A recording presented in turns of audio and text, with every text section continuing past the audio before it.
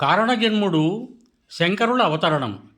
కైలాస శంకర స్వరూపం కాలడీ శంకరుడు కేరళ రాష్ట్రంలోని కాలడీ అగ్రహారంలో శివగురు ఆర్యాంబా దంపతులకు వృషాచలేశ్వరుని అనుగ్రహంతో వైశాఖ శుద్ధ పంచమి రోజున జన్మించారు. బాల్యంలోనే శంకరులకు పితృయోగం. 5వ సంవత్సరంలో దాయాదులచే ఉపనయన సంస్కారం. పేద బ్రాహ్మణి ఇంటికి భిక్షకు వెళ్ళి జాలిపడి కనకధారా స్తోత్రంతో లక్ష్మీదేవి అనుగ్రహం సంపాదించి బంగారు ఉసిరికల వర్షం కురిపించారు. తల్లి ఇబ్బందిని గమనించి పూర్ణానదిని ప్రార్థించి ఇంటి ముందు నుండి ప్రవహింపజేశారు. గోవింద భగవత్పాదాచార్యుల వద్ద సన్యాస దీక్ష స్వీకరించారు. వరదలతో ముంచెత్తిన నర్మదా నదిని తన కమండలంలోనికి ఆకర్షించి ప్రజల ఇక్కట్లను వాపినారు. భాష్యకారులై స్తోత్రవాంగ్మయాన్ని ప్రజలకు అందించారు.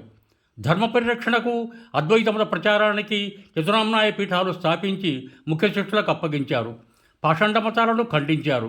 దైవ పంచాయతనాలు ప్రోత్సహించి షణ్మత స్థాపనాచార్యులయ్యారు. యువం భూయాత్.